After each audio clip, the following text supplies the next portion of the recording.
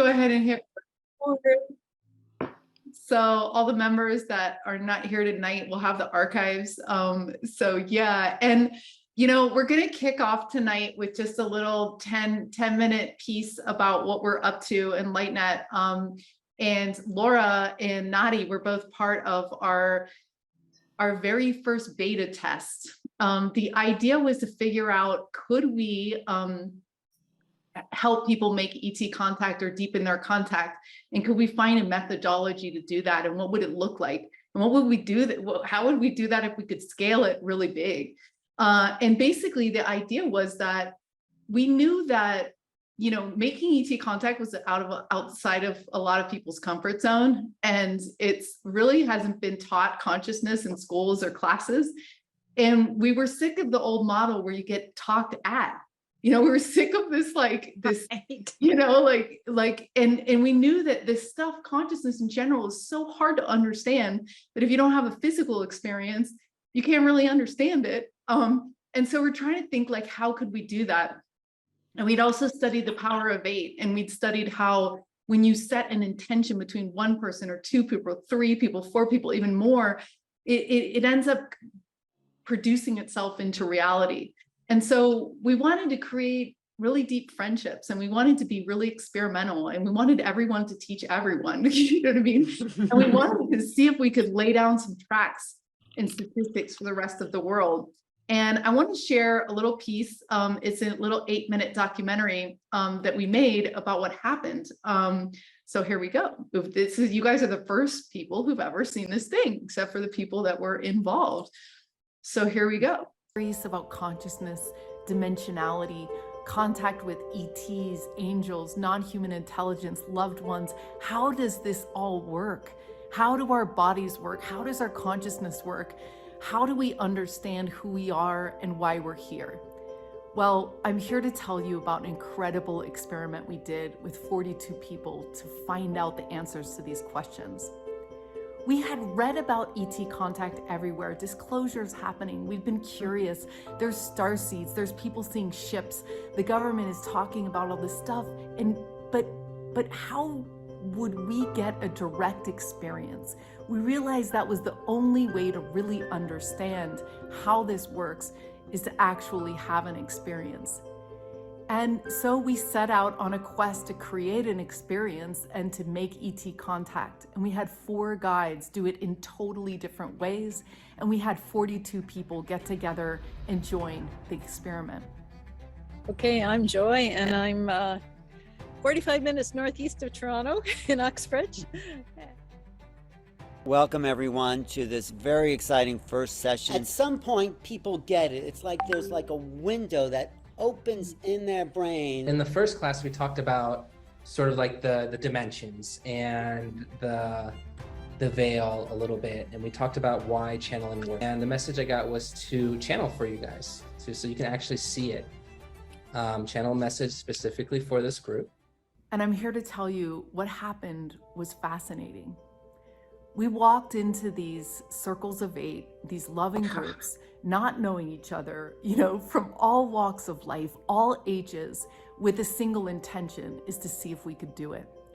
And at first, we didn't know how to remember our dreams, work the ham radios, understand even what remote viewing was. And as we're listening to the stories about people who had synchronicities or saw something interesting. Yeah, so I was very doubtful about being able to do channeling, because I thought it's a natural talent gift and it's very hard to develop. And if so, it's gonna take a year or 2 for a gradual progress. But in this setting, we just thought, just do it. There was no choice but trying. And that really, for me, it became breakthrough, and it really worked. And I really felt for the first time that, oh, this is the channeled information. Wonderful. Thank you for being here. Dreams and ET contact both respond to mindfulness and intention. They require your respectful participation to study or even discuss. It'll start going every time. I'm gonna add it to our pattern document. That's super interesting. Interesting. And I did have with one of them, I had a yes and no conversation, and I felt we accomplished something. Wow, that's a breakthrough. I shared the link if you want to download. This app will translate. You can put the radio, and when you start to listen, if you have a Morse code, you will read the Morse code in words in your phone. Let's take back the point and I'll get another one. You don't need to do anything or go anywhere. It's all like bliss. So the idea, I think, is to become whole brain. Left brain is the steering wheel, and the right brain's the vehicle. It's like tapping into the feminine and it's about receiving information. I had a dream where I made contact with other versions of myself. 3 other versions of myself. We all met. Slowly, it was as if our intelligences combined. And we, little by little, we started to share what we were learning. I started trusting this magic part of myself. Like, how could I possibly know what the image was? How could I possibly have a yes-no conversation with beings on a radio? Like, I mean, these, my logical mind was saying, no, this doesn't work. But then as I did it again and again and again in these classes, I started to believe. There started to be something about it that I couldn't explain, but I started to trust it. In the channeling classes, we started channeling for each other, and we started giving each other advice that I don't know where it came from. And several members in our group actually, when they heard the clicking sounds and the radios would go like crazy, click, click, click, click, click, they would go outside and actually see orbs, see craft. So that's like solid correlation between radio making a response and a craft being seen. What we saw were at that frequency were a stream of images coming down the screen, and there's absolutely no reason for that to happen. The experience people are talking about, which is the cohesion of the group, finding this tribe and really sharing the energy. Everybody being on the same frequency. I mean, it's remarkable. And we're all over the country. Some of us are on the East Coast. I'm in Kansas City. It's right in the middle. And believe me, there's nothing spiritual around here. And somehow we've all connected all over to in our dream lives. I mean, talk about intangible. Hey, let's remote view this. It immediately comes. It's just about opening up this little window in your mind, and boom, it comes in. And everyone, I'm always shocked and surprised that everyone can do it, and everyone does do it if we get out of the way. And we never would have gotten where we got without each person bringing that wisdom in. Intention definitely plays a huge part. They will respond if you ask them to in a specific way. And also as well, for me, contact has definitely increased since the beginning of this group. I've had a lot more visuals, I've had a lot more confirmation. And I'm totally surprised that I can do it. This is the drum roll here. 94% of the people in the teams made ET contact. Okay. Which is absolutely astounding, right? And we asked ourselves, why did this happen? Like, how did this happen? What was it? What was the secret ingredient? And we realized it was our intention, and it was a loving group, right? So that's what we have founded LightNet upon. We are of the opinion that teaching is not telling, that this stuff, consciousness and all this magic that awaits us in this higher knowing and this sense of purpose and this sense of contribution can only be accessed through the body. Like, we have to have a physical experience that we cannot deny, right? It can't be theoretical, right? It just brings an energy of love and light, and it changes actually what is happening, even though nothing actually changes. The whole feeling, the whole vibration of the dream, my whole awareness and orientation to the dream shifts. And I really do feel like that's what we're doing here. Even though we are actually making contact, we're bringing in this like really loving, high vibe energy and consciousness and awareness, and is existing in all of us. And I think everyone's feeling it. So I just wanted to like acknowledge that and say thank you for going on this journey with us. So if you're sick of being taught at and want to experience a total revolution in education and your life, register below. The link's right there. It's lightnet.org/registration.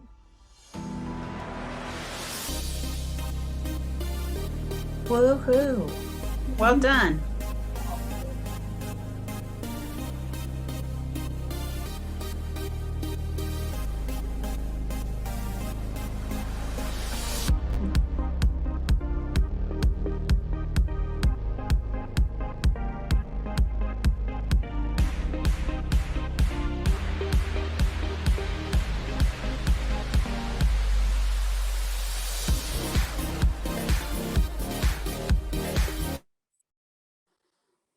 That's awesome. So let me. Hey! Yay. Amazing. Yeah. So when the cool thing, like I said about this, is that when you go into a new group, so you're going to be in a small group with people, but you get the archives for all the other groups. So if you're curious about the light language, but you really want to take dreams, you're still going to get all the benefit of those things. You don't attend those group calls because it's supposed to be small and intimate. But this is what's really great. We really, really want people to walk away with experiences that they can then draw on and expand upon. And we've got the same 4 groups. And then we also have new groups from the guides that were in these groups. They wanted to do new groups, which we want to ever expand, right? Perspectives on the Sky is Leo. He's doing astrology, but he's also doing remote viewing, stuff like that. We've got light language, and then Eriko's doing it in Japanese. Wow. Yeah. So the first 100 people, so if you go to the page, you can just click here and get to it. The first 100 people, so we have 42 people go through the lab. The first 100 of you guys are the founders of this lab. You're setting the template forward. And we're showing what is possible in the world. So we hope that you join us and your friends join us, and we really, really do this in a beautiful way again. And it's really great because we set up WhatsApp and Telegram groups, and these people in the groups are still talking to each other and still bonding. So it's like, and then we're going to fold in the new groups into those, like the dream group will get the new groups added. So it really is a cool, friendship circuit, and really been mind-blowing for me to realize that everyone was able to do it. And to that end, I just want to introduce Nadi. I remember Nadi texting me. She's like, I'm coming to Sedona. I want to meet you. And I was like, oh my gosh. And we ended up becoming really, really, really close friends. And Nadi is such a sweetheart, and she's so knowledgeable, and she kind of walks in both worlds, and she's here to share the knowledge with us of, of these other worlds that we never, like busy people like me barely experience, because we're just doing. We're in the world, you know what I mean? Whereas Nadi spends time on the rocks, and she's in meditation a lot, and she stays up late to really tune into things. And so she teaches all sorts of an amazing things, sacred geometry, Sri Ranta. I mean, we should look at your site later too, to just show them like the depth of all this amazing esoteric knowledge that she's bringing. And tonight we're so excited to have this workshop. I was doing a contact experience the other day with a guy that's very good at it, like very, very good. And he was like, Zenka, you have sacred geometry on or you have a crop circle on your necklace, because I had one on. I can't find it right this second. And he was like, put the radios up to that. So I'm starting to believe that in the right, color and geometry come into play. And so I'm super excited, to have Nadi share her huge love of that. And she'll tell you a little bit more about what we're going to be doing tonight, but this is our chance.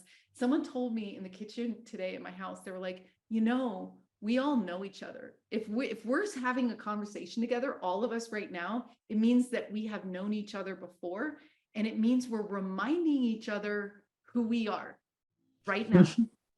And this is going to happen in spades tonight. We are going to remember who we are in these small groups, and in these meditations. So open yourself up tonight to yourself and your inner knowing. We really, in these groups, we really had to trash our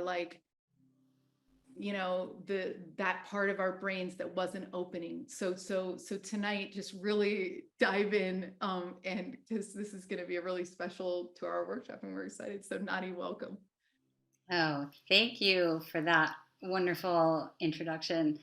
I'm super honored to be here with you and what I've experienced in the past as your amazing group of your amazing community. So yeah, I feel really honored, and I'm going to just tag on to what you mentioned about we all know each other. We all are already connected, and it's no, accidents that we're all here on this call.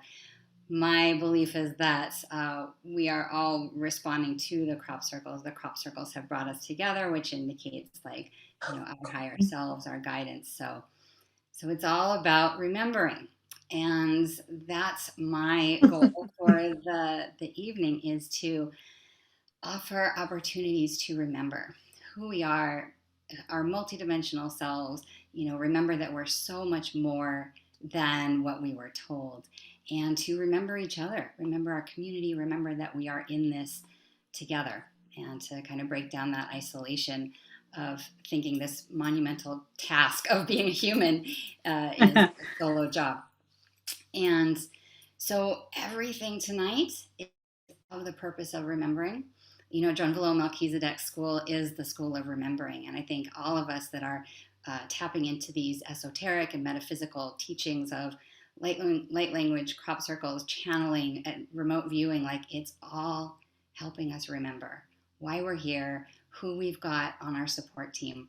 And that really excites me to have opportunities to do that. So that's what tonight is about in my in my picture of the world. And I want to go over my vision of the 2 hours that we have, an hour and a half. And there's a couple of complex-ish nuances. I will guide us through the whole process, but I want to give you an overview, right? So let's see. So I'm going to go into probably like a 20-ish minute overview of the crop circles. I'm going to talk to you as much as I can. I'm going to jam so much into 20 minutes.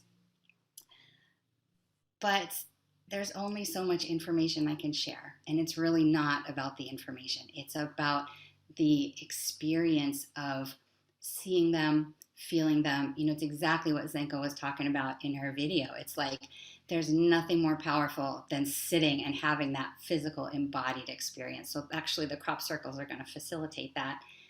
I will be sharing some information. It's really about experiencing and receiving everything that is here for us tonight to receive. Then we're going to, I've got this diabolical plan, I think. We're going to see some information in some crop circles, and then we're going to have an opportunity for us all to focus on one of a few crop circles. So one of 6 crop circles. Each of us will choose a crop circle, just whichever one you're drawn to, and we're going to have a small meditation where you're connecting with that crop circle, and you're experiencing it, you're feeling it, and you're noticing your response to it.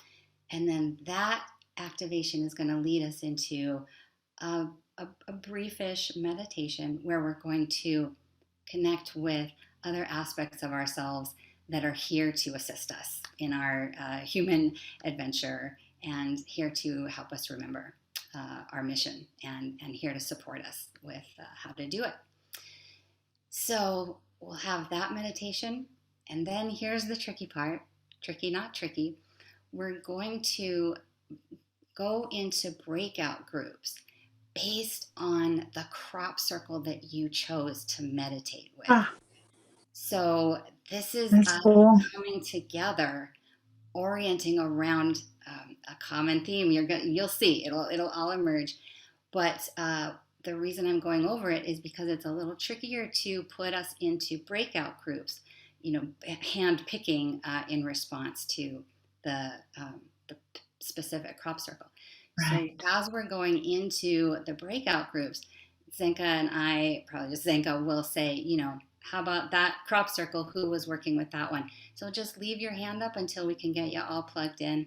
And if a lot of people were looking at one crop circle, we'll go ahead and break up those groups. But fundamentally, everybody will be with a group of people that were looking at the same crop circle. And then we're going to be in the breakout groups. We're going to have the opportunity to either share about your experience in the meditation, share any information about your earth mission, and just really sit as a group, perhaps tapping into a larger consciousness that brought you together using the crop circle. If I knew how to put a crop circle in the breakout group with us so that like we had one of the windows was the actual crop circle, that would be dreamy. But that technology is still on the ship. So then we'll come back into the larger group, the big group together, and we'll process, we'll share questions and answers, anything. And we'll have about like a half an hour for that. So like 20-ish minutes in the room with each other, and then time at the end to share. That's the overview. I will walk us through every moment. But my invitation is to kind of hold the feeling, hold an experience throughout, right? Try to leave the rational mind behind and step into a perspective of receptivity, one where we're opening to potential of not knowing, right? So I think that's it. I think I want to jump into the presentation. And one more piece is this is designed to be, as I said, experiential. So the energetics are going to be transmitted beyond the linear. And this is really you giving yourself a gift to you about your next evolutionary step. Crop circles can be tremendously powerful. I walk my talk, and I'll show you after the breakout groups how important and useful this has been for me. It's why I like to share it, is because working with the images for the past 10 years has been really transformational for me. Okay, so I think I'll get into this. I always have one last piece to add. Never underestimate the power of a crop circle. You can have all sorts of experiences. You could yawn a lot. You could fall asleep a little bit. You could get agitated and need to close your eyes for a crop circle. Or you could be in a bliss state in a response. Or you could have tears come. So whatever arises throughout all this whole experience, it's absolutely perfect. See if you can take a breath into what you're experiencing and just allow for it and observe, and know that the intelligence will be with you after we've ended the call, and you can revisit your experience. Okay, I think that's it. So here we're going into the screen share. So my job is always to try and stay calm and not jam too much information into the time we have. So that is my stated goal. What we're going to be doing is talking about, we're going to be exploring 3 main aspects of the crop circle phenomenon. And those 3 aspects are the biophysical anomalies, right? The changes in our environment that are measurable, empirical data. We love empirical data, right? So giving us just some measurable units to say, hey, maybe this is actually happening. The second category, or the second aspect, is the part of the crop circles that interface with our consciousness, right? I'm going to get us into the next screen. And talking about, how we communicate in nonverbal manners, in subtle senses, and in our telepathic abilities. How are we communicating with these crop circles? How are they influencing us in subconscious ways? So that's the second aspect. And then the third aspect, which is kind of where I live a little bit, is the esoteric elements of the phenomenon, which is how the blueprints for the crop circles are stored on the Arcturian mothership, and how there's a federation that oversees the project. And woven throughout all three of those aspects is going to be the ever-present question of who makes them, how are they made, and why. So that'll be addressed as we go along. But I'm going to start out with some of the empirical data, just a couple of details for those of you that might not be familiar with the phenomenon. So they started in the 1990s. This was the first crop circle, and it happened in Alton Barnes. And this was the first crop circle that was more of an organized pattern. You saw some coherence to the shapes. And people started to notice that something was going on in the southern fields of England. And if you notice this image, how it got disseminated and spread in the world, right? So something really caught our collective consciousness, and our collective consciousness created this phenomenon, that it was time for this intervention, if you will, or this sharing of information. So the crop circles happen in all types of fields. They actually happen all around the world.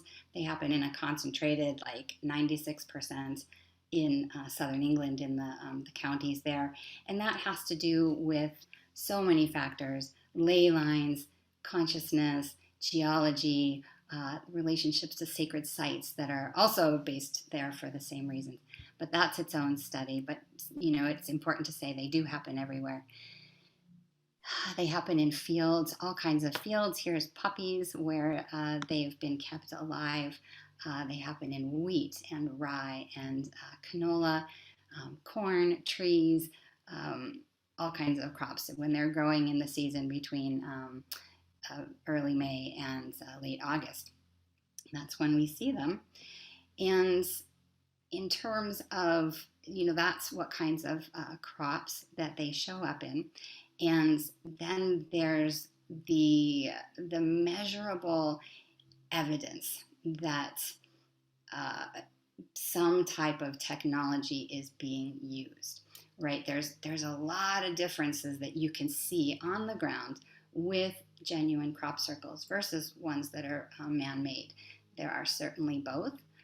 There are genuine crop circles made by advanced technologies. There are man-made crop circles where the biophysical evidence is not present. And then there are also government-made crop circles, which is an entirely different conversation. But we're going to be comparing the plasmic, microwave, advanced technology crop circles with the ones that are man-made, because there's a clear difference in, you can see just in the wheat stalks alone, the stems have elongated nodes. The physical properties have been altered, whether the blown nodes down here, you have the physical evidence of the plant heating up and expelling moisture. And in the technology-based ones, the plants stay alive. In the man-made ones, they're crushed and the plants are killed. There's so much evidence in the actual field. One of them is that the wheat falls differently. And I'm just going to use wheat as kind of the standard crop. The wheat in a advanced technology created crop circle lays flat. It straightens out the end of the plant, right? And in a man-made one, the stalks remain bent over when they're flattened down, right? So very big difference in terms of the impact on the actual plant and the change that happens.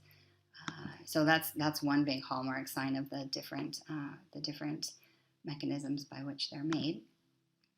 And so it starts to become very easy to spot when you study some of the evidence, right? And it's fun to call those biophysical anomalies, right? Those are changes in the biological structure where the genuine crop circles are made.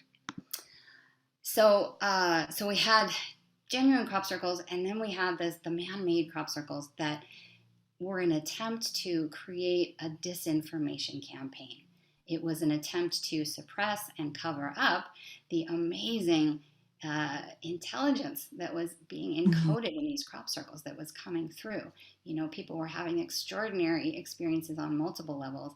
And so the campaign to replicate them and discredit them and say they were man-made heightened in its clever application, right? So from what I've seen, the crop circle makers upped the ante, right? When we tried to replicate them, they increased the complexity, namely in the lay of the crop. So this is a big way that you can distinguish and tell a crop circle, man-made crop circle from a genuine crop circle, because the lay is far more delicate. The patterns are far more complex. If you were to attempt to do some of this weaving in these late crops, you can see this late in the season, there would be so much impact from footprints or crushing of the weeds that it speaks to some kind of higher advanced ability to create them. So the lay of the crop is really a great way to feel into I wouldn't say the genuineness or the energetic of a crop circle.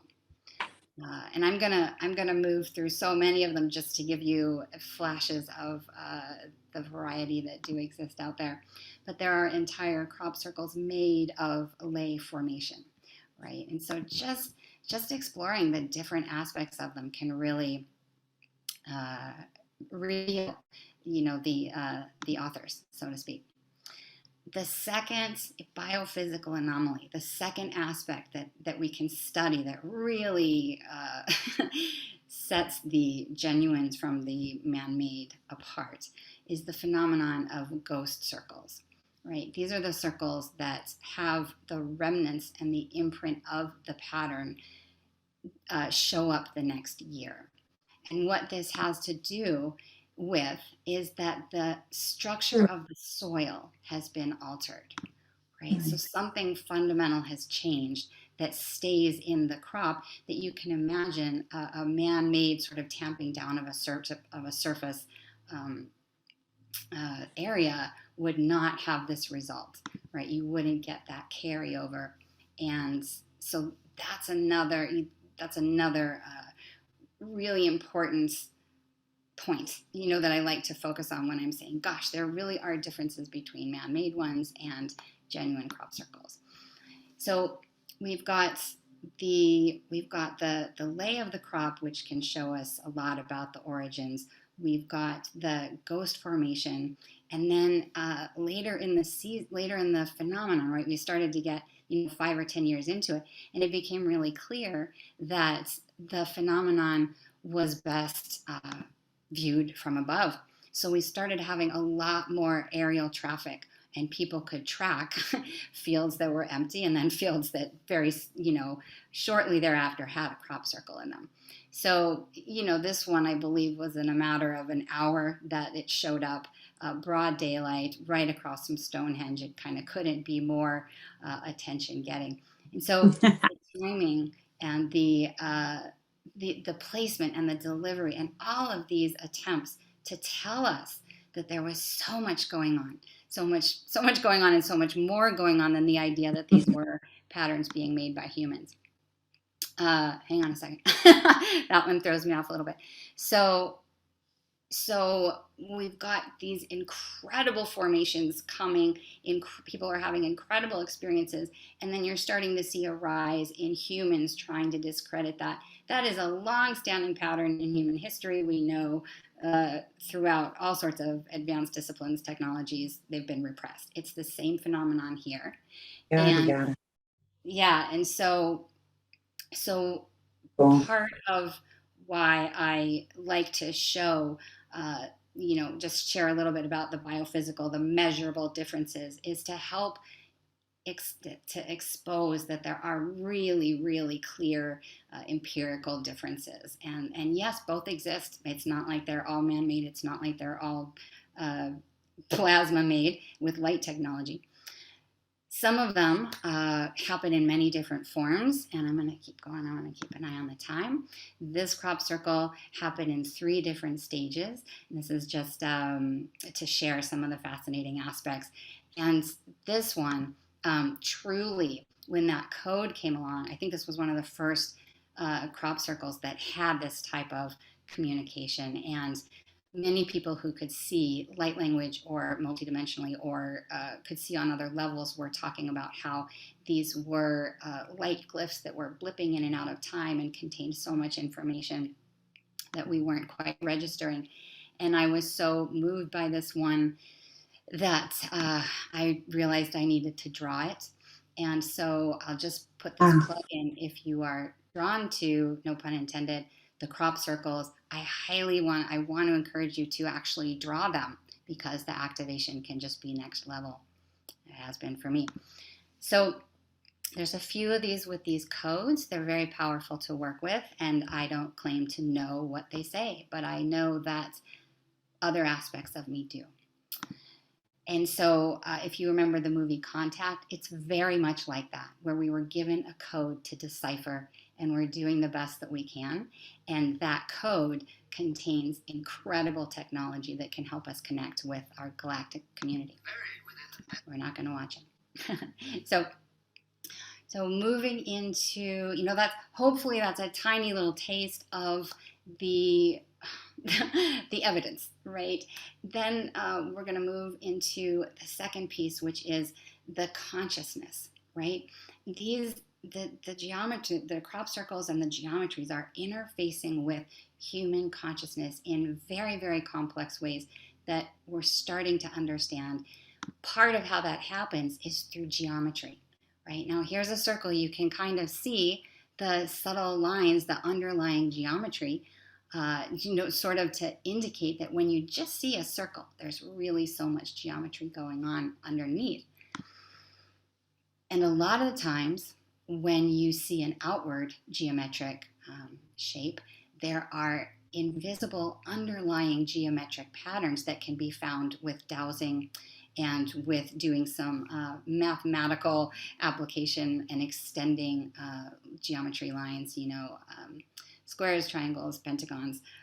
There is so much encoded in these images. And that geometry, those patterns, are speaking directly to the geometry that is us.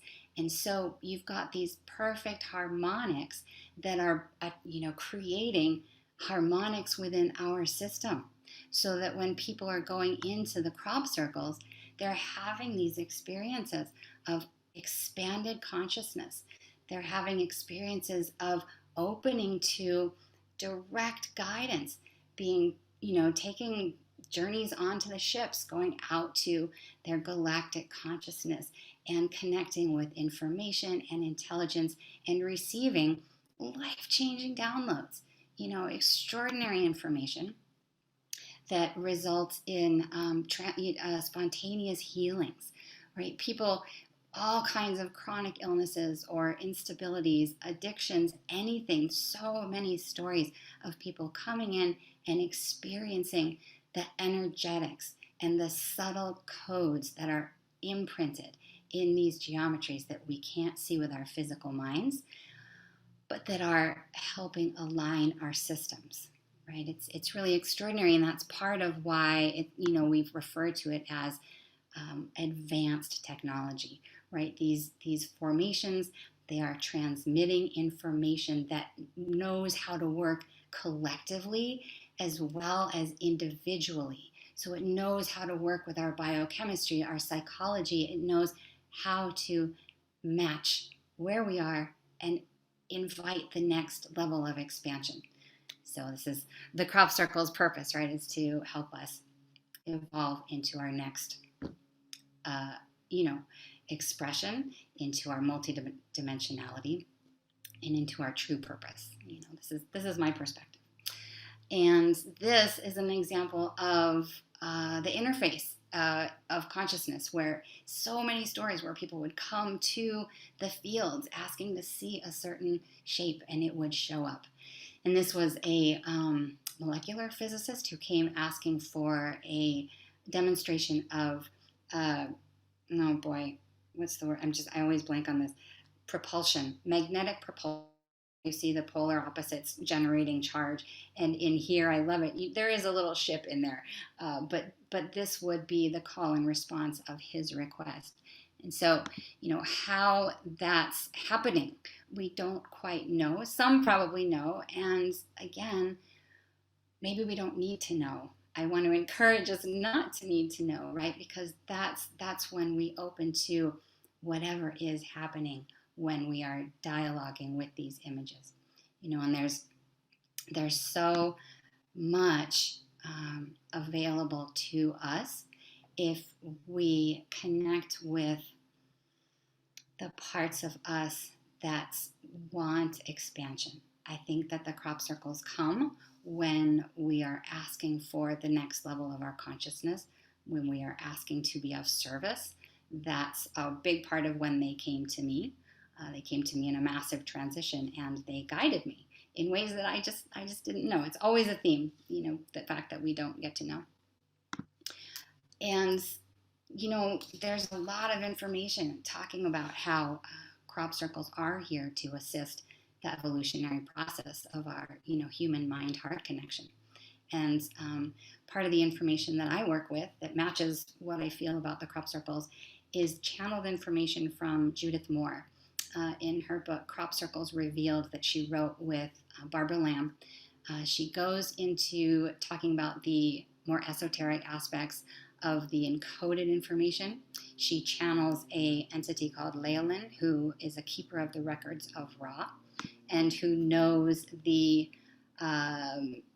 overarching view, the larger purpose of the crop circles. And so she talks a little bit about that, and that you know, the crop circles contain the energies that can harmonize and balance human brave wave energy, right? We're just starting to understand and measure that there are sonic codes left in the crop circles. And that's basically like stepping into a formation that enters you into a theta state and then an alpha state, because your brain waves are being aligned, right?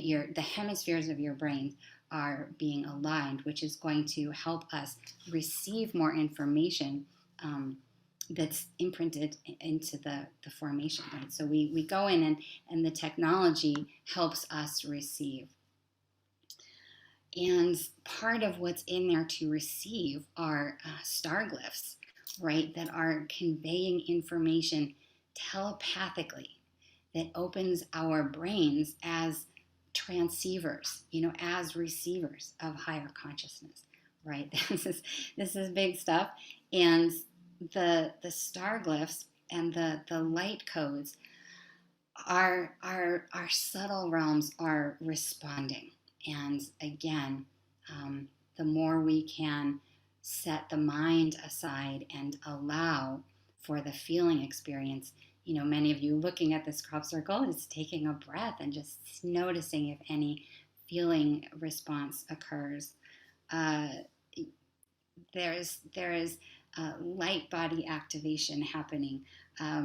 These geometries are seeded with light codes that are like mentioned in the keys of Enoch. Like, and she's picking up on channeled information and knows how to get this. But this is the level that the crop circles are working at, right? They're tapping into our consciousness, and one of the ways that we can begin to work with that greater field that they exist in is by noticing how that shows up in our third dimension. And typically that higher consciousness, that multidimensional consciousness, translates to us as channeled information, synchronicities, deja vu, dream times, all the things that Zenka's classes focus on, right? These are the ways that we can begin to receive the information. And one of the things that happens with the crop circle phenomenon is something called astonishing synchronicities. This is part of the higher conscious transmission. And this formation, I learned with looking at this formation that I needed to start doing crop circle meditations that incorporated theta binaural beats. So I was looking online to find some binaural beats that I could use for the meditation, and I found this. So the level of synchronicity, the level of orchestration that hints at a larger reality begins to become apparent, right? So all of the ways that our consciousness interfaces with the crop circles, very noteworthy. And I'm wanting to stay on the false construct of time so that we have the ability to do everything. Moving into the esoteric realms, the channeled information from Leolin, from the records of Ra, who talk about how there is a federation represented with representatives of highest capacities of, engineers, scientists, terraformers, what's the word? Heart, minds, developed spirituality. Like, so many are here to oversee this project, just as so many are here to oversee and assist humanity's evolution and ascension, right? So the crop circles really remind me about how much is here to help us. So this one is extraordinary. There's an artist in Sedona here who has rendered these crop circles. He went to England during the 90s and the aughts to experience some of these crop circles, and they changed his life, and he very compulsively ended up doing some art and seeing some of the places of his origins, the planets, the galaxies that he was familiar with, and some of the stargates. So according to Leolin and the records of Ra, this is the channeled information about the crop circles, that they said this crop circle unlocks key time portals, facilitating a continuum for time travel. That this template for the mathematical formula that is necessary for unlocking and opening the 13th door in time. The missing mathematical formula or link code for the successful opening of this wormhole, this door of density, is contained within this crop circle. This link code can only be used by individuals who have specific activation codes within their DNA. And you can see how the way the lay is flattened, it creates that dimensional pyramidal structure, right? So when they're saying that there's, individuals who have specific activation, that's part of what we're going to get into in a minute, is that we all have a very intimate and personal response and connection to certain crop circles. So that's not to say, that not everybody can have a reaction to this, but that your system is aligned to certain crop circles for the next level of your activation. And that's the meditation we're going to go into in a minute.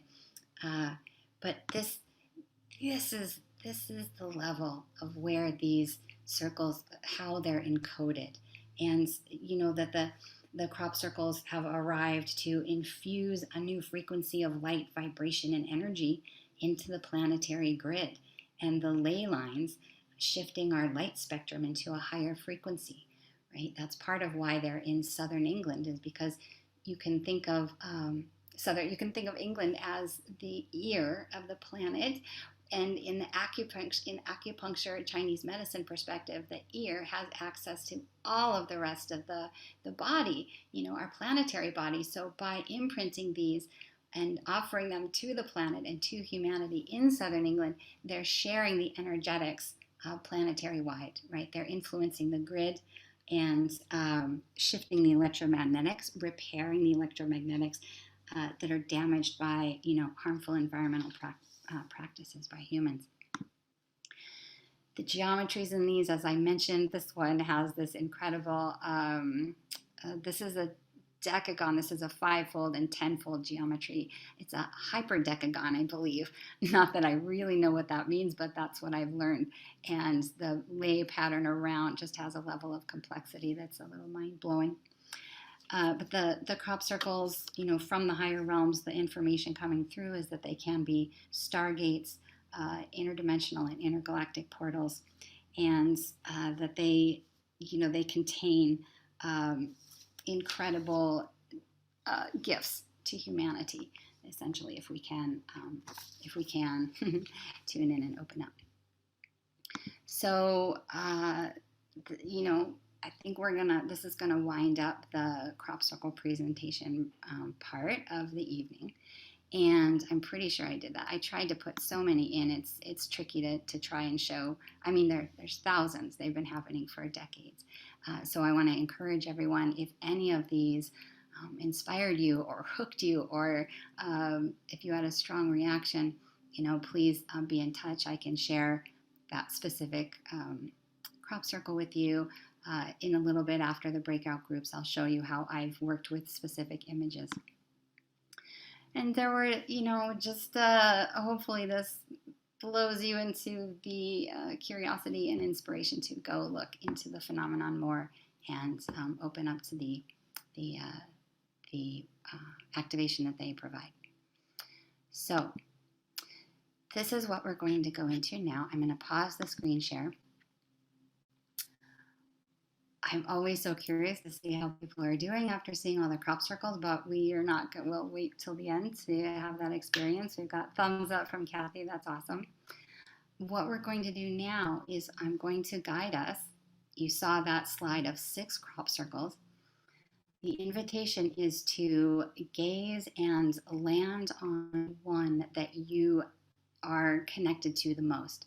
And we're going to just meditate for 2 or 3 minutes on that shape, and then we're going to transition into a deeper meditation, a guided meditation, using that crop circle that you were just working with. Okay, so this is the beginning of the meditative piece, and building on that information. Again, trying to let the information go. This is so visceral, this is so experiential, and the more you can put the mind aside, the more deeply you could receive some guidance.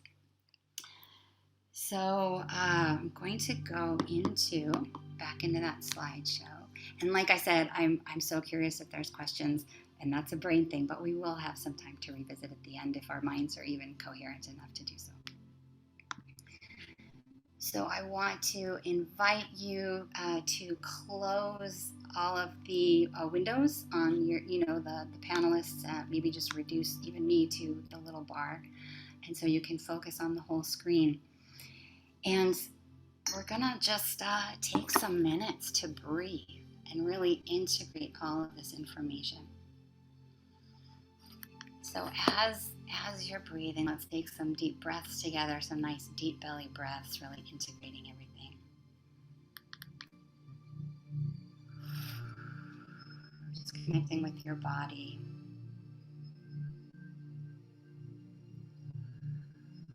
And as you connect with the images, remaining grounded, connecting to the surface supporting you, and remembering your body.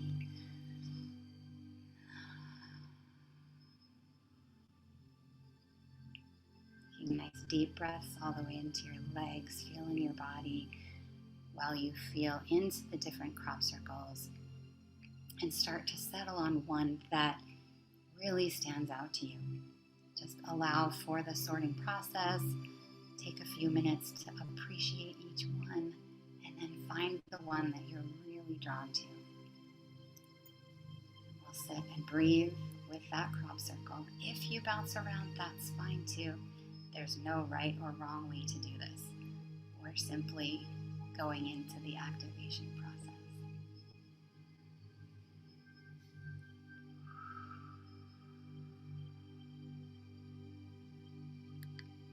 I'll pop in with some reminders to breathe every now and then.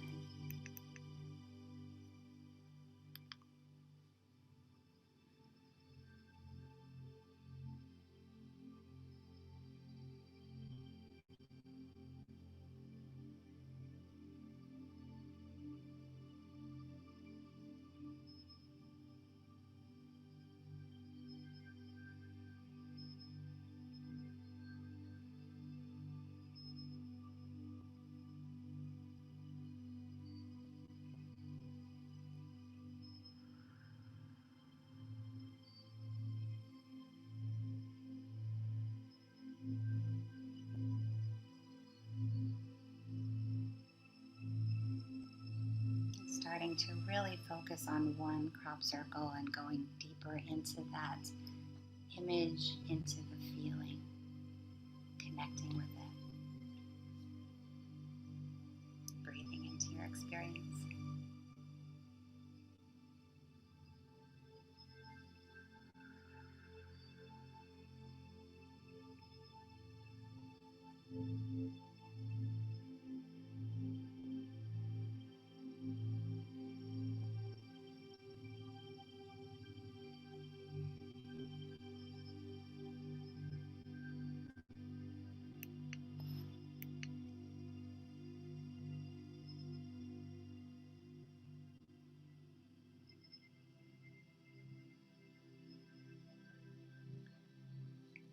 Bringing in that observing place, bringing in the witness who's watching your experience and allowing for it and connecting with it.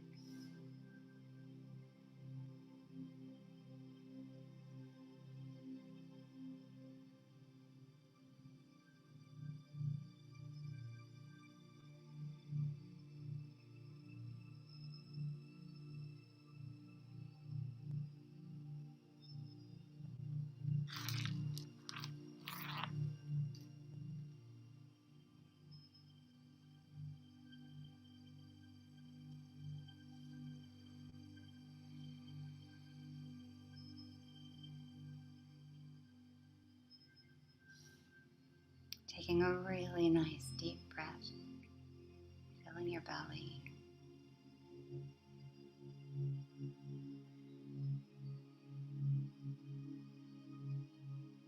Taking a nice deep breath into your heart.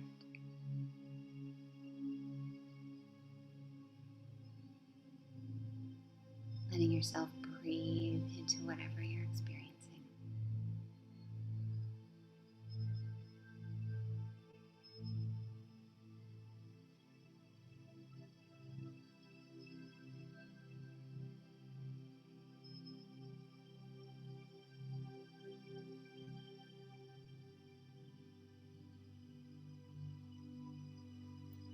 Another deep breath, letting yourself really focus on one crop circle now. Zeroing in, deepening your connection.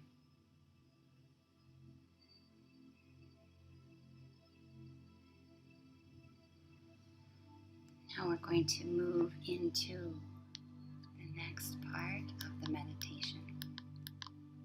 So maintaining your connection with that crop circle.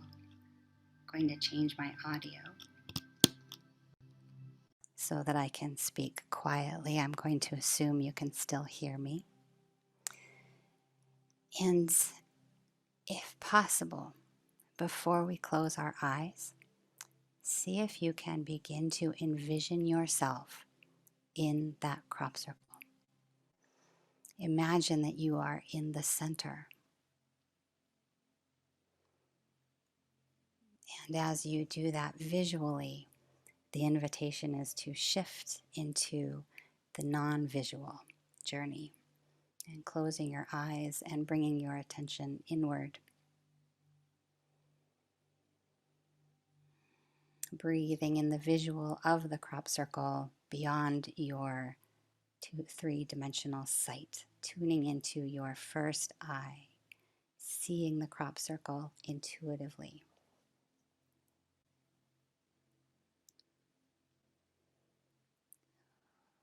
Feeling into the experience of your body lying in the field.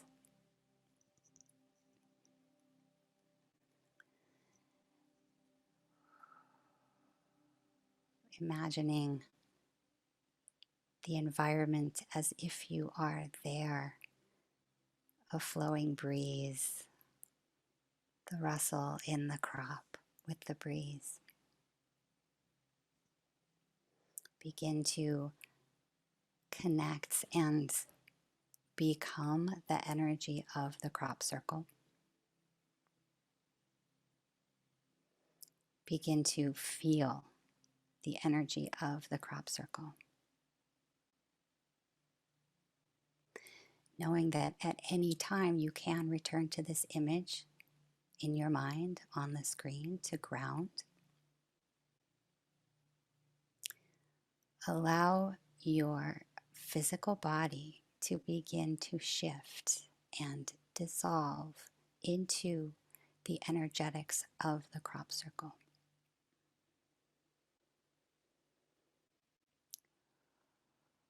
With every breath, connecting with yourself as that crop circle that you are so resonant with.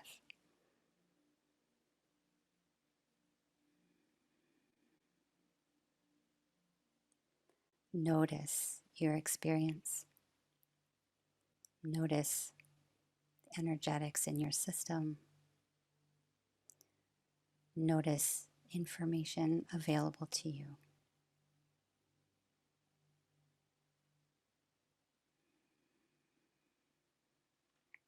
And expanding your consciousness to connect with the fractal aspects of consciousness that drew you to this crop circle. Begin now to feel into the fractal aspect of consciousness that created this crop circle.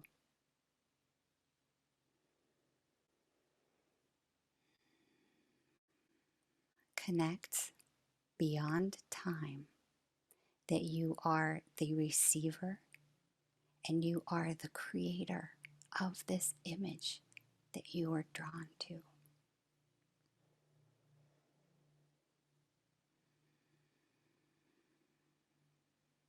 With every breath,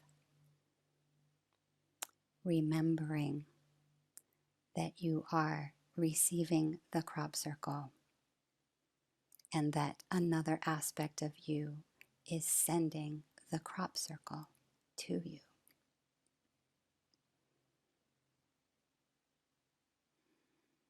That aspect of your consciousness, of another you, off planet, in another galaxy, on a ship somewhere, that other aspect of you is communicating with you directly through this crop circle.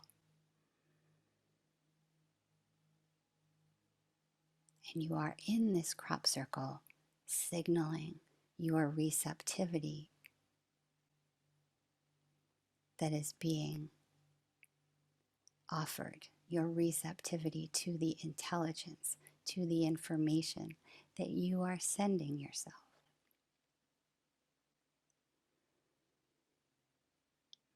So feeling this crop circle, knowing that this is your beacon of receptivity, knowing that the other off-planet aspect of you is hearing your beacon and your call and your ability to listen.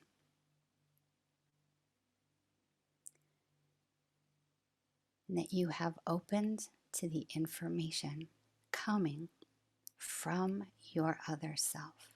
The two of you here simultaneously, energetic aspects, embodied aspects. Breathe into whatever form this other aspect of you is, if it has form.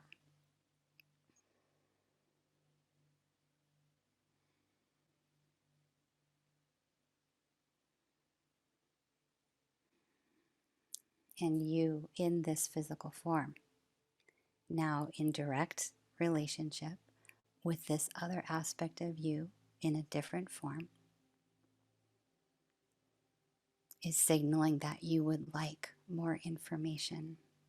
You are telepathically communicating, non-verbally, with a greater intelligence that has an overall view of your next evolutionary step.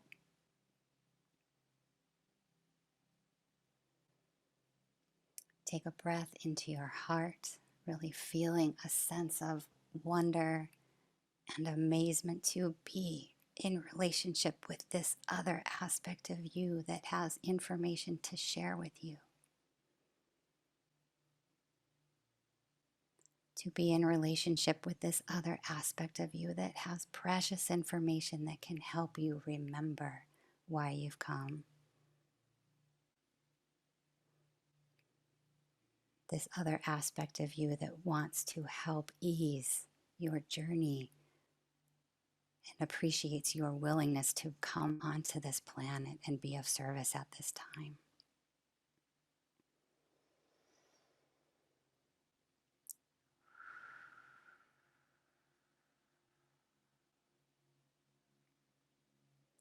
So as you, in this crop circle, are communicating with the you that sent this crop circle for you, ask in whatever way feels organic for any information that would be helpful for you at this time.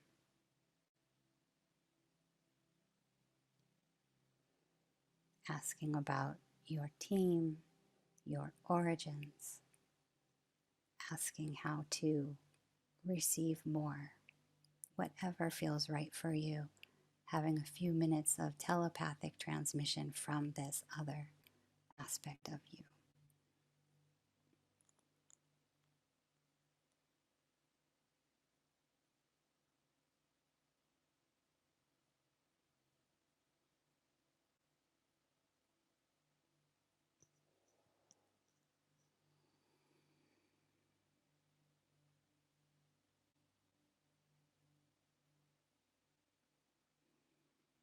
Feeling into the communication with every breath.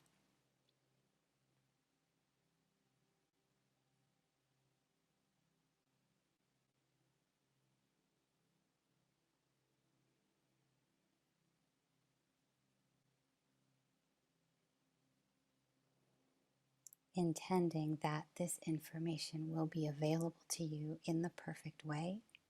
You will be able to understand the information being transmitted. You will be able to remember the information being shared. Affirm that you will remember. Affirm that it is clear and understandable to you.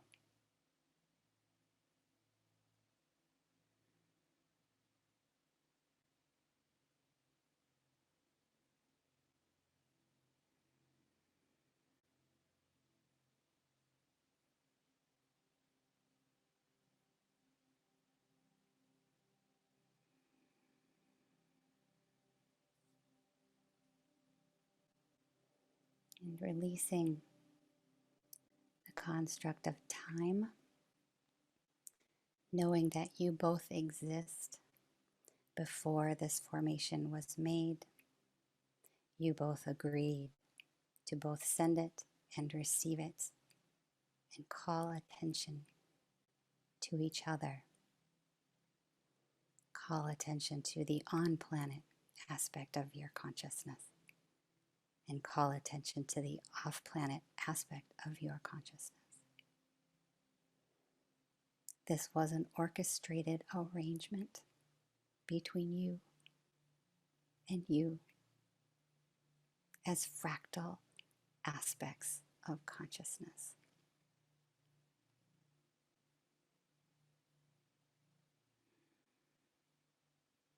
And if it feels aligned, taking some breaths into your heart, feeling the deep love of this off-planet aspect of you, here to support you, here to help you remember, feeling this love of this shared arrangement, and giving thanks for the opportunity to connect with you and with you.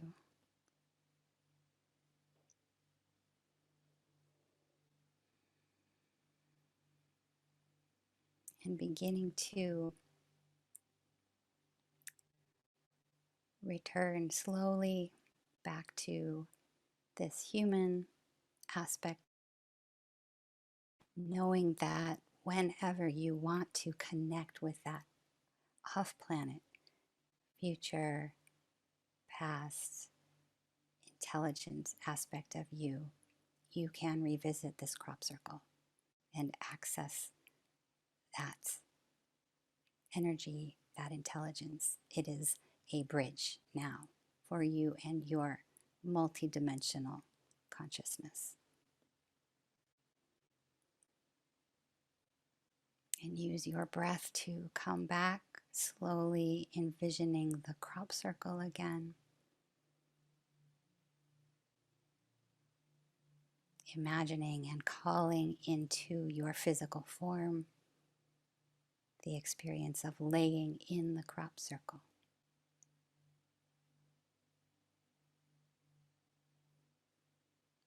With every breath, remembering the crop underneath you, the smell in the air, the breeze, your body here on the planet. With every breath, remembering your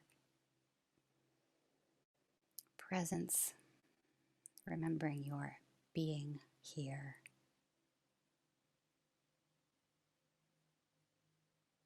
And bringing your consciousness back into the call and this experience from this temporal experience on the call together in this virtual reality. Maybe wriggling your toes and your fingers, and remembering your image on the screen or the crop circle image. And then staying with that feeling, that connected feeling, we're going to come back into the rooms, into our boxes and our images. And if you've been with the exercise and you want to go into the next steps, you might want to come off of your video so that you can participate. No pressure, whatever's happening for you is just right. And I'm going to describe each of the crop circles, and if you could raise your hand if you resonated with that particular crop circle. And let's see, we're just trying to figure out the process. I think that I think that doing it manually is best. And I'll say, let's start with the crop circle, the bright green crop circle with the bubbles, right? I call them bubbles sometimes, the hexagonal pattern. I can pop in and out, and I can say this one on the screen. If you've resonated with that crop circle, go ahead and raise your hand. And if there's no, we'll pop in and we'll visit and we'll see how this works in terms of numbers. So, okay, so it looks like Michael and Eric had some resonance. Susie is the heart. Okay, so if you're putting icons up, I'm assuming that means that was the crop circle that you wanted. Okay, so we've got Susie and Ralph. And oh, wait a minute. Eric. Do we also have Eric there? Eric. Mm-hmm. Eric, yeah. Okay, so Eric, Eric and Michael, nay. Okay, Michael Nay, I've got him, and I've got Eric, and then Susie. Where's Susie Rice? Okay, great, got it. And it looks like Harish, I hope I'm saying that right. Harish also with that crop circle. And then Sherry as well. And what we'll do is if there's more, we'd like to have breakouts of about 4. So if there's more of us, we'll just, split up one of those. So you might have that experience once you go. Okay, got it. I got it right in there. Mm-hmm. Okay, yeah, Michael? Could I just check which one you pointed to? It was the middle of the top row? The bottom one here with the bright green and the hexagonal circles, yeah? I can't see your screen. The bright green one. Okay, so I was wanting to go for the middle top row. Okay, great. So we will get to that one. So we're talking about this one in this moment. Anybody else that was working with that crop circle? Cherie, did we get Cherie for that group? Okay. Sherry, Eric, Harish, Susie. Perfect. Okay. I can't tell what Laura Lee's, if she resonated with this one. So we'll send everyone who resonated with that crop circle into a breakout group. Do we want to do that now, Zenka? I can't. I think we have to open all rooms at once. So Okay. let's just go through the rest here. Okay, great. So then, Michael, you've inspired us here.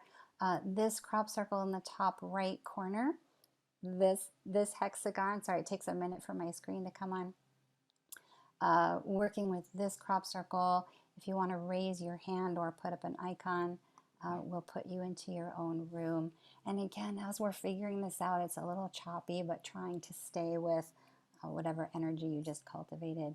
So Okay, great. I've got Jimmy, I've got Laura, myself. Nan, I can see. Nan, I'm not sure. Okay, great, awesome. Yay. Okay, Jimmy and Carla. Did you get Carla? Carla, Okay. perfect. Okay, great, great. Okay. If we're missing anybody, please pop it in the chat, whatever works for you. And then, okay, so this one here in the top middle, this chalice type circle, was anybody working with that formation? All right, it looks like we've got 3 hands raised. Mike, who else? Oh, okay. Okay. We've already got Sherry and Carla. If you can take your hands down. Yeah. Who else was in that one, guys? Let's see. All right, we'll pause for that for a moment because that might be, we're working this out. We'll get to that one. Let's see. So then, how about this one down here? Was anybody working with this crop circle on the bottom left side? And this is all an experiment, right? We're working this out. Anybody drawn to that one? Doesn't look like it. This is its own fascinating process, right? Okay, where are you? Okay, so then looks like there weren't any for that. How about this bottom right, the bottom right one? That's, I don't even know how to describe it. It was the astonishing synchronicity. I'll come out of screen share. Anybody working with that one? Me. Okay, Sharon, all right. Okay, Sharon said that. Okay, great. Yeah. Okay, wonderful. All right, and then lastly, the one on the top left here, when my screen comes up, the triangles in the center, the infinity triangles. Okay, it looked like Anne was working with that one. And are there others, Zenka, who popped in? If you did the top right one, I missed when you said that one. That's the one I would like to go into. Okay. Okay, I got you, Kathy. Okay, thank you. And these in order, but okay, so Kathy. Okay, so anybody else on that last one? The triangles. Okay, so that was. Anybody else on that? Who So did we? I still need to know where Deanna's going. Okay. Deanna, which one did you pick? Oh, yeah, Deanna, which one are you picking? Where's Deanna? I don't see Deanna. She might have fallen asleep. Okay. Okay, I see. Oh, she can't speak. Okay. Okay, well, it's just about crop circle time then. Zenka, do we want to, what's the best way to include Deanna? Is it, if she can't? I don't know. Let's go ahead and open the rooms and we'll place. Let's do that. And then you and I can pop into maybe the groups with 1 or 2. Yeah. You know, that sort of, you had your own experience. Which one did you work with? I worked with the second one, the one with all the magnetic, the one that looked like the physics one. Okay, Right, the triangles. Okay, so let's see how this goes. We'll break everyone out. If you're in a large group, we might separate you. We might just, separate it into 2 groups, and then Zenka and I will pop into groups with 1 or 2 folks so that we make sure we have a good sharing experience. Yeah. And we'll do like 20 minutes, 15, 20 minutes, and then we'll come back into the big groups. So sharing with your team, any kind of resonance, any experience or information that you received, and sharing the time and the space with each other, and if you received any information about the shared, like the fact that you all shared the same crop circle, like, is that interesting somehow? Okay, well, let's go for it. Okay, great. So yeah, when you guys get in your rooms, you have 20 minutes. So try to give everyone a chance to speak within that. Okay, so here we go.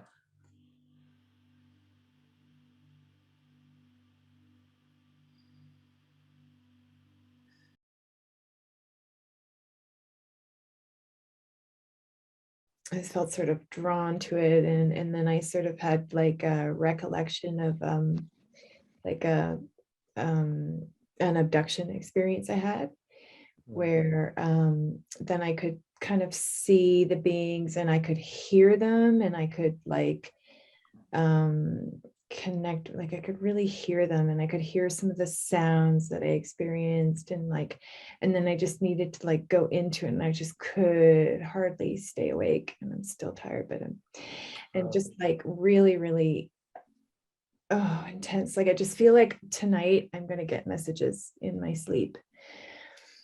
Have you been a contactee or an experiencer for years? Yeah. I hear you. I've been one a long time as well. And I have family members that were taken many years ago. So I feel you. I hear you completely. Yeah, So, yeah. sharing that. I can feel that connection. Yeah. Yeah. It was a beautiful image. Was that what you picked too, Zinka?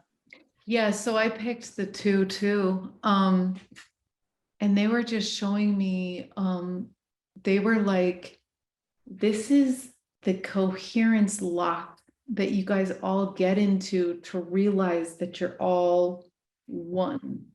And it was sort of like we were getting to the end. We were starting to experience so many synchronicities and so much feeling that we were all, it was like in this thing, like we were, I don't know, it was like we were moving upward, and it was just this feeling of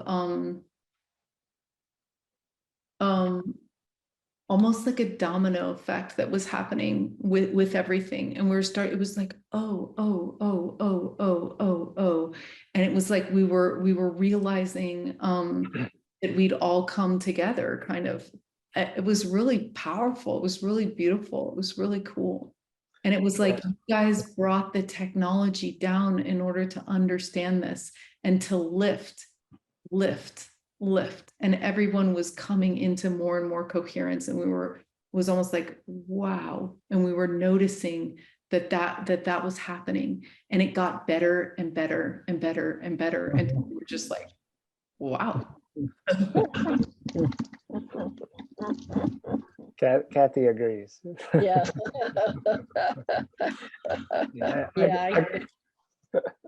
I called it, it looked like an embryonic container. I don't know if you left the room when I said that a few minutes ago. But yeah, it's like an egg to me about to hatch, spinning. It's ready to burst. Name, what did you give it? The precipice of evolution. Isn't that beautiful? I love it. That'll help me remember it. Someone told me last night in the Keshe Foundation, they said, actually, death is actually birth. And when you die, that's when you spread whatever you learned, like into the next thing. And so it's like, yeah, it's like the embryonic is that's the birth of our combined consciousness, right? Yes. Into its next expression. Yeah. Yeah. Into another star. Carla, did you get to say your feeling about it? I felt very I know it sounds funny, but very high energy, high frequencies. Yeah. And a really detailed thing happened where I felt like I made contact with a progenitor race, which is star beings that their lifetime is millions of years. And I have made contact with this race before, so it felt really beautiful to touch base again. Are And it was an honor. tall? Say that again? I saw a super tall thing. Are they tall? They can appear different for each individual. For me, it's like a speckled body, and for me, they were sitting, so I don't know the height. Okay. Yeah. I can't believe we're all in the same group together. Nan and Laura. That just like blew my mind. I was I like, knew I was going to be in the same Right. group as you, Zenka. I don't know. I knew it. I'm like, wow. I did that again from it. Wow. Oh. Have y'all known each other a lot? Well, we were all just in these small groups together. We just did the contact experience and we super bonded. Oh, nice. That's no accident. Oh my God, I'm so happy to meet you, family.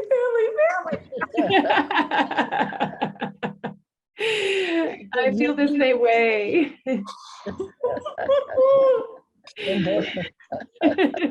What about Nan? Did Nan spoken?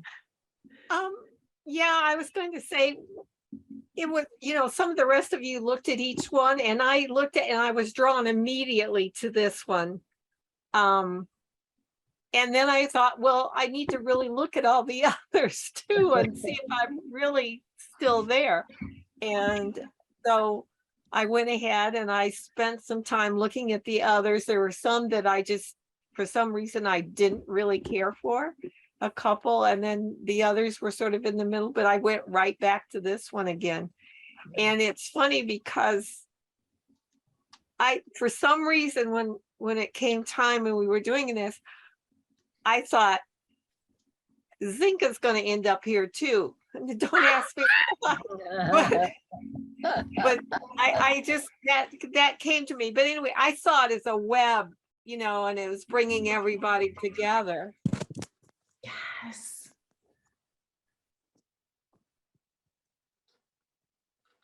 I got a question, Carla. As far as this progenitor race, do you know like which star systems or system that you've been in contact with? I'm just curious. So I don't know the direct answer to that, but I could probably channel something tomorrow on that. But I've been told that I have contact with over 200 star systems. So I know it sounds funny. I don't get caught up on names, but I know that I would like to know one day. I would have to have someone outside of me kind of question. I could do a Q&A. Yeah. I'm curious where they are at. What does progenitor race mean? What does that word mean? Is that a type of race?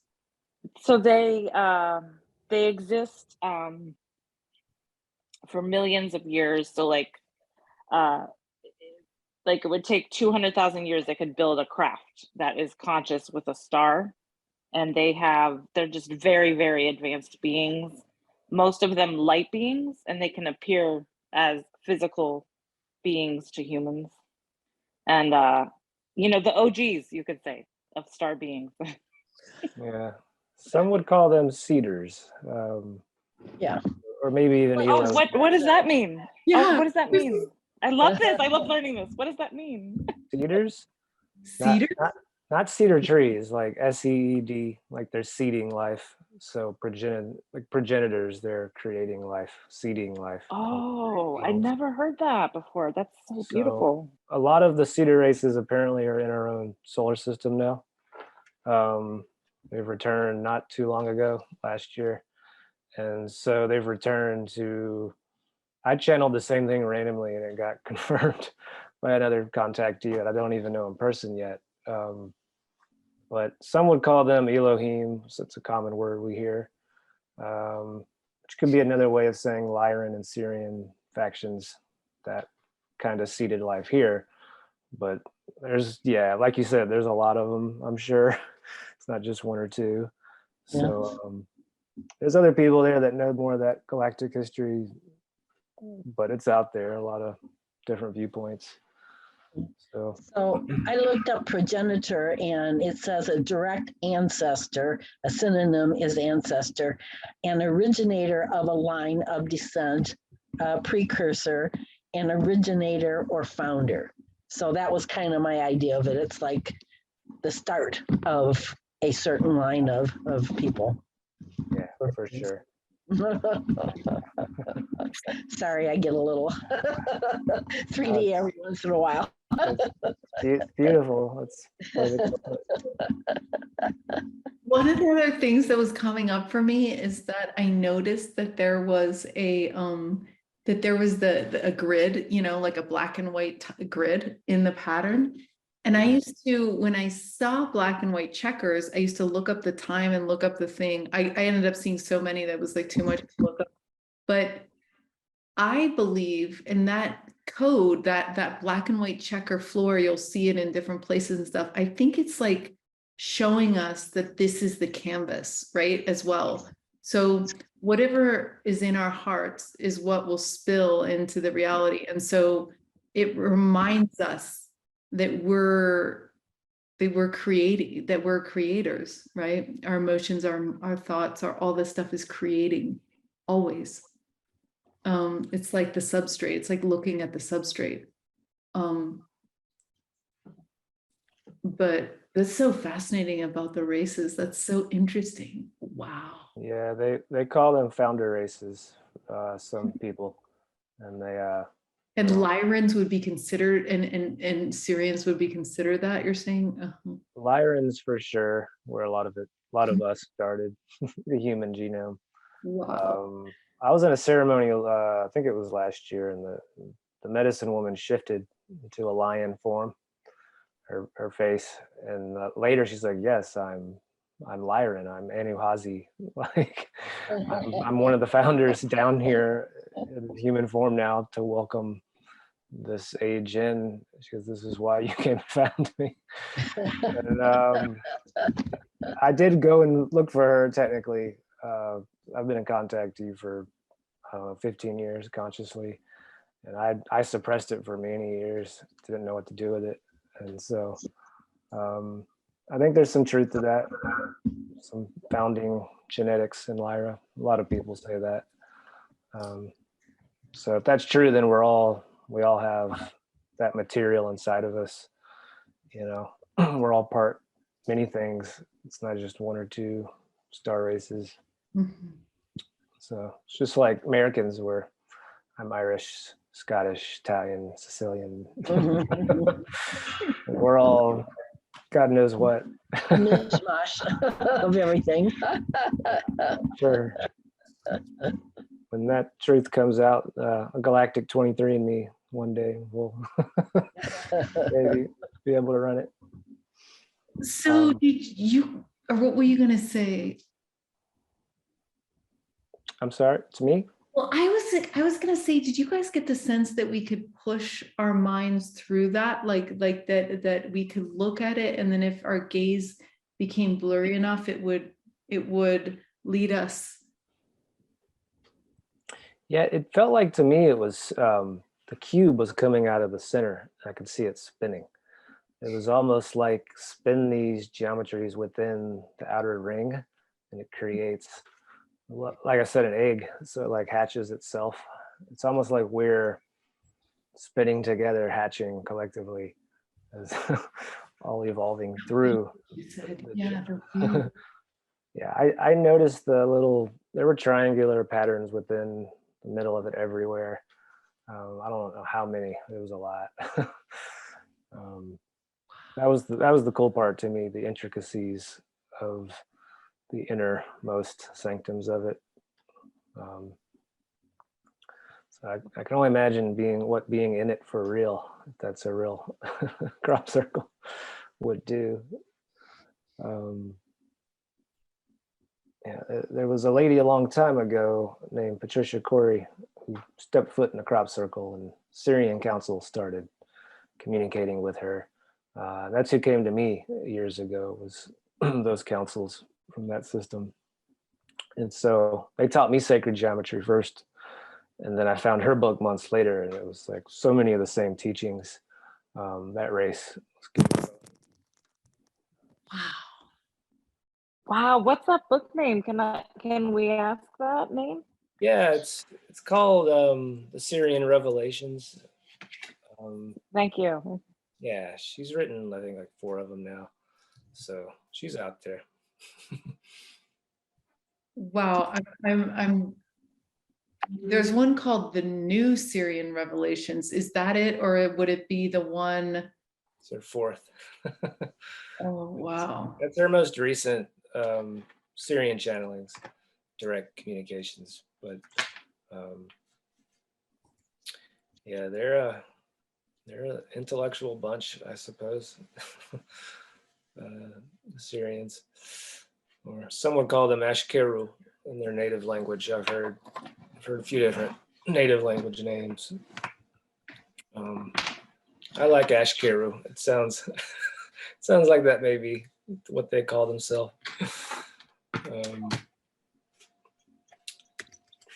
Well, I'm like feeling like an earthquake right now. That's so bizarre. It's so weird. I can't find this book though. That's like, whoa. I've been having really gnarly allergies, so my head's just all over the place. Wow. Wow. No, I feel like we're all like floating in another, we're somewhere. It's really intense. Yeah. Wow. Okay, you guys, we just have a minute. I'm just supposed to tell everyone, because we're going to spend 20 minutes kind of sharing with the group. Wow, I can see how these structures would be good for us to keep in touch with each other. It's interesting. Yeah, that would be it's so cool. Right. I love this group. Right. So wow. You can also direct message each other on the chat to exchange informations and stuff like, but we'll have to think about this as we design this lab, you guys, because maybe there's situations where we spawn these like subgroups, you know what I mean? Because this is really cool, or maybe we're kind of thinking of doing more kind of drop-in hangouts and stuff like that, but wow. It's cool to be connected with everyone. Wow. All this knowledge coming in from all over, like literally this is each other, ourselves, us, like reminding us of all the stuff we need to know. Yes, I think so. Wow. I also like connecting with that other aspect of me way out there somewhere in time and space. I thought that was very, very cool also. Yeah. But that is each one of us also, because we're all one.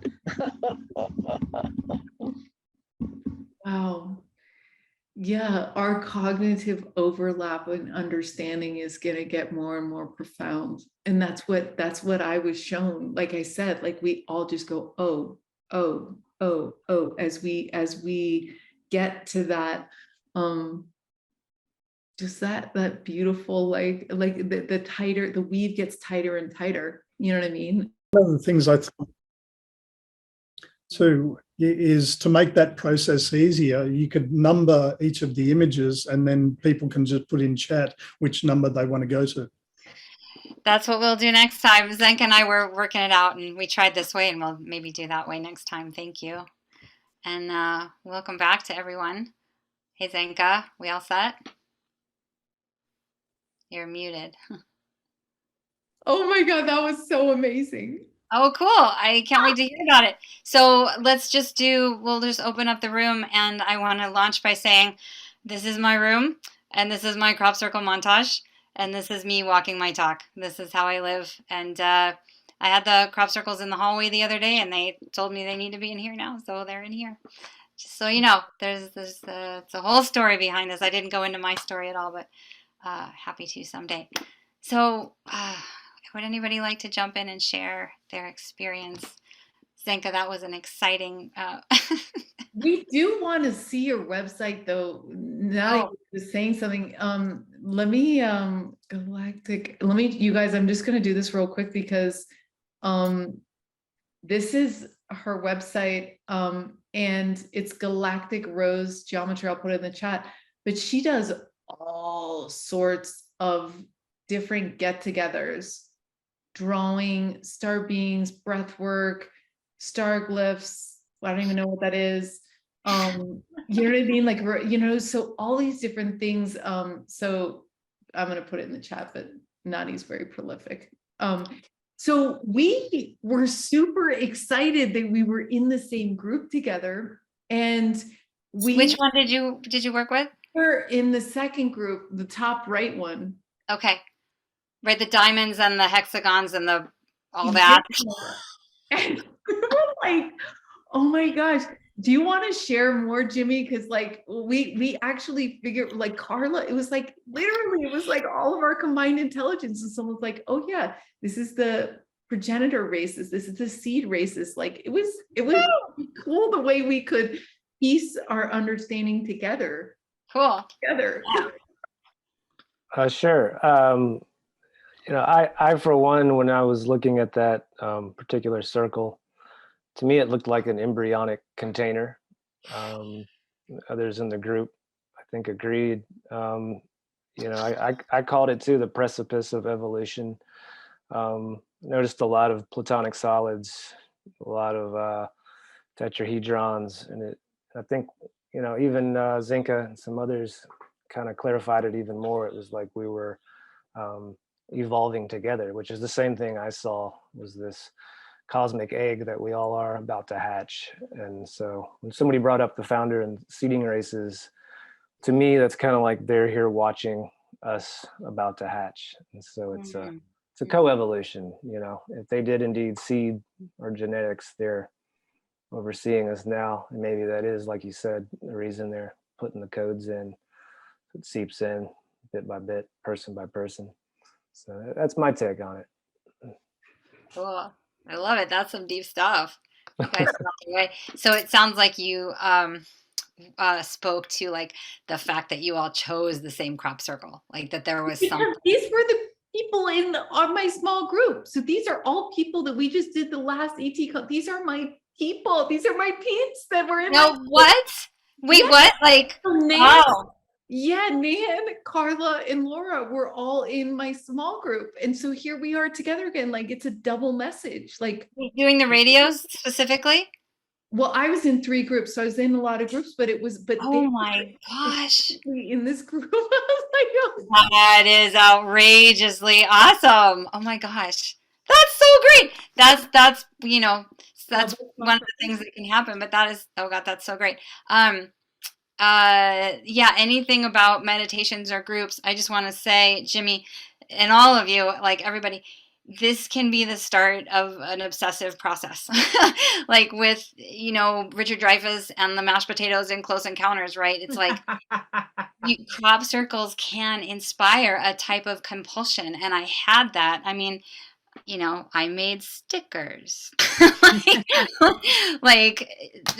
just want to give that heads up that can happen.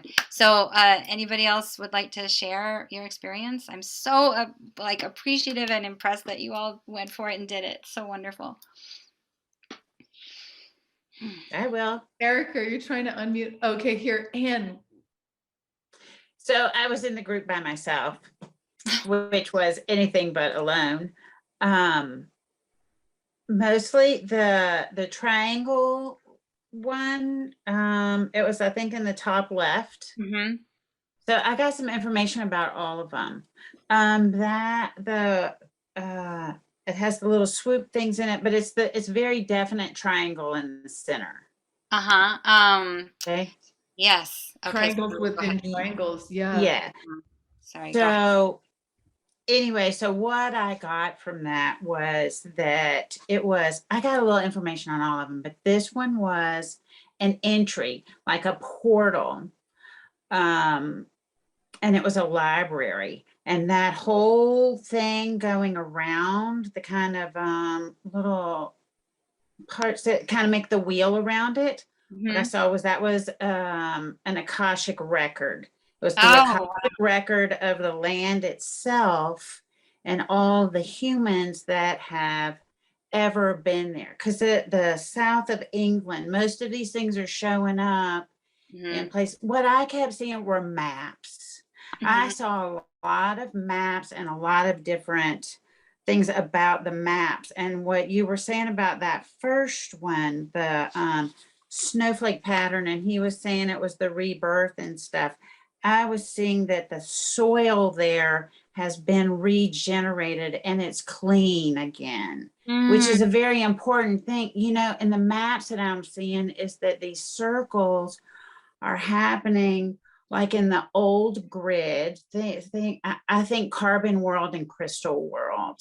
And then there's a bunch of stuff in between, like a little stopover Earths in between. But basically, from that carbon world where we're kind of seeing these crop circles show up, they're moving and they're recoding all of the soil, the land, and everything there because it has to be cleansed. And all of the old carbon timelines where we've been dissolving timelines and all of that. It's all been neutralized. And so in that snowflake one, that's like over here, it's on the next map up on the crystal map. And it's ready to regenerate. It's ready to grow the clean food and everything that's going on. I got little bits and pieces about all of them, but that library one was like, that one was really cool, whether it was the Akashic of that land and everybody who had been on it. Oh my gosh. It's pretty incredible. Super incredible.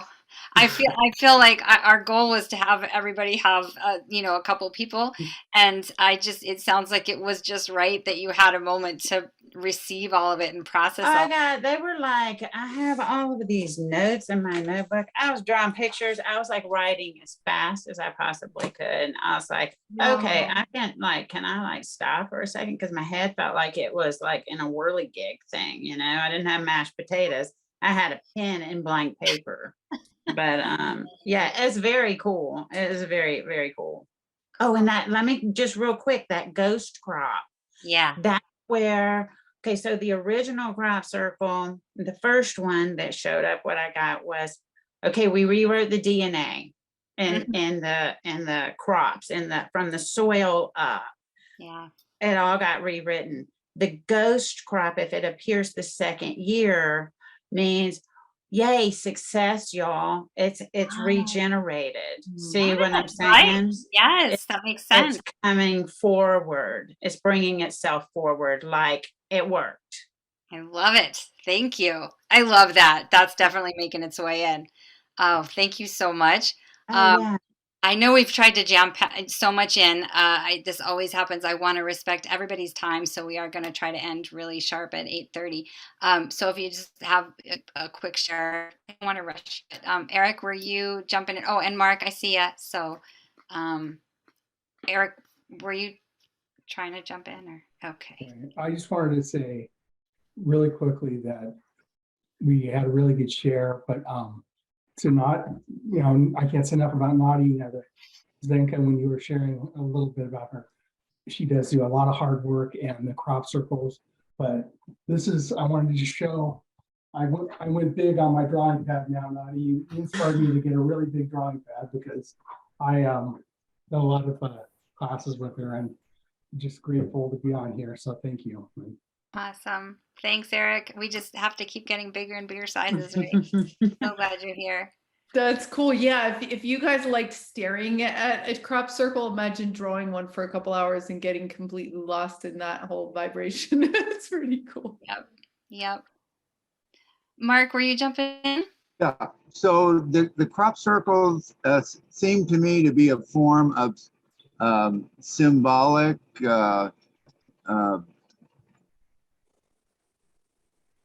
like a signature, like Mm-hmm. a form of, a symbolic first contact. In other words, there's contact physically made, but it's not in person, but it's done symbolically. And I think it's a way of not only speaking to us, but speaking to their own audience.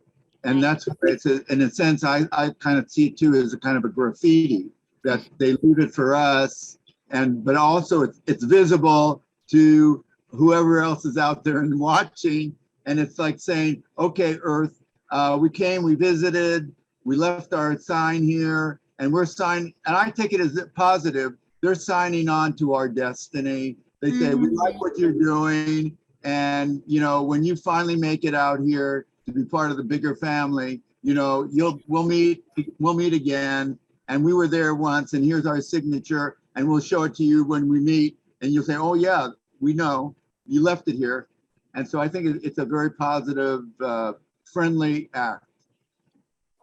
Well, yeah, that I resonate with that for sure. Thank you, Mark. Yeah. And there's also, here's the service to humanity, but the service to the planet. Like we have damaged, and a lot of these crop circles are really reparative. So graffiti onto the earth saying, "Oh, we love you too," So, yeah. Let's see. So the Harish is asking about if it's possible to explain what each of these crop circles mean or different for each individual. I think the last part is the accurate part, Harish. That's part of the advanced technology of it. Is it's going to work perfectly with your system. It's going to meet you where you're at, and it's going to reflect your consciousness. That's part of the geometric. They're so clean that they're just going to match. They're going to reflect back. If it feels right for you that they are only man-made, that is perfect for you. There's no right or wrong. We don't have a definitive statement. There's channels, there's data, there's all this stuff, but really it's going to come down to your personal relationship with it and noticing changes and working with it. And but yeah, I imagine also that there are some folks who could interpret a light language and a star glyph and a light code and certain things that maybe are in there. I don't know if that helps. I would love to know like which civilizations are responsible for which. Like my mind wanted to categorize them for a while. I don't want to talk so much. Anybody else got anything before we finish up? Anything about the meditation or information? Just want to give time. This was awesome. Oh, good. Oh, I'm so glad, Anne. Yeah, Nadi. Worth it. Mm-hmm. I'll just say this: some of those some of that artwork is just out so impressed. I've never seen anything like it. We don't have it here on Earth, and we don't even have symbols like that. And it's so beautiful. And thank you so much for making it, available, to enjoy. I really love to see that stuff. Thank you. Yay! I'm so glad. I'm so glad. It's really nice to not be alone in it. It's part of why I do the calls is to meet my people, and part of my passion is that many of us who feel drawn to this kind of experience have either called ourselves crazy or been called crazy for this passion. And so I like to offer the reframe that we are not crazy, we are extraordinary. We get it. We get that this place is limited, and we know that there's way more going on. We know that we are way more, and we're the extraordinary tapped in, tribe, whatever word, crew. I like crew. I feel like we're all on the same ship. So yeah, we're the pioneers, you guys, leading Yeah. the way to the new concepts, new understandings, new consciousness. yeah, and I want to thank you, Zenka, for everything you do. I mean, in the community locally and online, just, really holding as a pioneer for all of the extraordinary things that are really helping. I mean, the collective, we're throwing ideas out there, we're chewing on them, we're exploring, and you're a a great leader and a real inspiration. So thank you for, sharing the 2 hours with me and letting me, geek out a little bit on this stuff. So Yeah, it's been so good. And our community is getting bigger and bigger as like we're not going to feel so alone anymore. Like this, Stephen Greer's app, someone told me it was number 5 on science, apps, educational apps or science apps. And it's like the whole world is starting to go, oh yeah. And so all the people who are couldn't even listen to any of this stuff are starting to be curious. So get ready for more people to join the family And get real peoply out here. Conversations and everything. So yeah. It is very a exciting. consciousness grid, isn't it? Yeah. Nadi, I did want to say that I did really enjoy your meditation and how you set up, meeting the other dimension of us and the merging and being the creator and the perceiver, both of us doing both of that. I really liked and appreciated that. And it made, it just made it deeper and more real. So I wanted to say that. Thank you. Kathy, that means so much.